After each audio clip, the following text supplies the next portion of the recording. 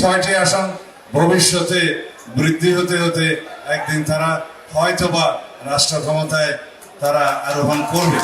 এদেশের রাজনীতিতে আমাদের তরুণদের অংশগ্রহণ আমাদেরকে আরো বেশি মর্যাদাবান করবে, উৎসাহিত করবে, এদেশের রাজনীতিকে অনেক বেশি বেগবান করবে এবং তারুণ্যের চাহিদাকে ধারণ করে এই দেশকে এগিয়ে নিয়ে যাবে। আশা করি এই এক বছরে তারা অনেক দূর আসতে সক্ষম হয়েছে। যেভাবে হোক রাজনীতিতে নির্বাচনী সমঝোতার মধ্য দিয়ে, নির্বাচনী জোটের মধ্য দিয়ে তারা বাংলাদেশের জাতীয় সংসদে 6টি আসন পেয়েছে। 6টি আসন ভবিষ্যতে বৃদ্ধি হতে হতে একদিন তারা হয়তোবা রাষ্ট্র ক্ষমতায় তারা আরোহণ করবে। সময় লাগবে, কিন্তু সবকিছু ওভারনাইট হয় না।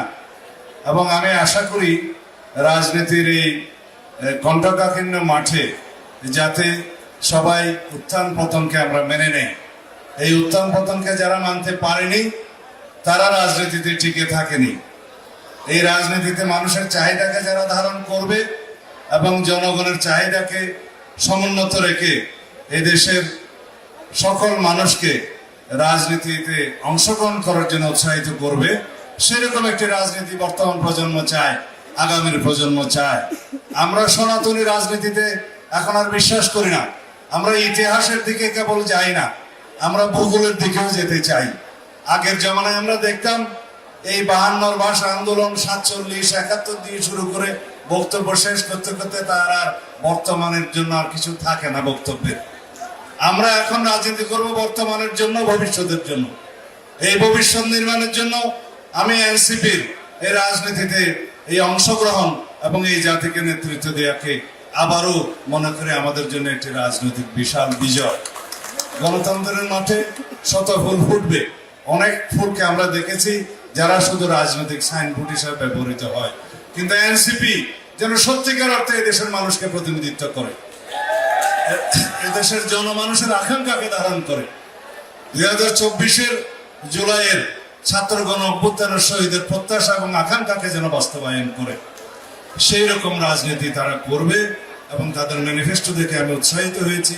পুরো ম্যানিফেস্টো আমার মনে না থাকলেও আমি সেই ম্যানিফেস্টোর দিনে নাহিদের দাওয়াত পেয়েছিলাম। যেহেতু আমি নির্বাচনী এলাকায় ছিলাম সেজন্য আসতে পারিনি, মনোযোগ দিয়ে আমি ইশতেহারটা দেখেছি।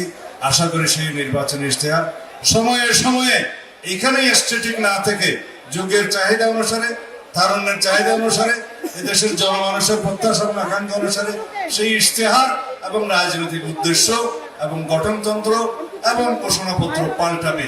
যে ঘোষণাপত্র এবং উদ্দেশ্য রাজনীতিতে এক জায়গায় দাঁড়িয়ে থাকে তারা কখনো রাজনীতিতে এগিয়ে যেতে পারে না।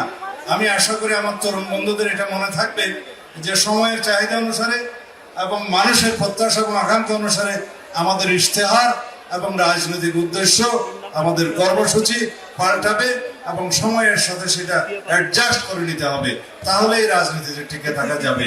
রাজনীতি কোনো স্ট্যাটিক বিষয় নয়, সেটা গতিশীল বিষয়। আমাদের সেই গতিশীলতাকে মেনে নিতে হবে। ইনশাআল্লাহ আমরা সবাই জাতীয় স্বার্থে এক থাকবো।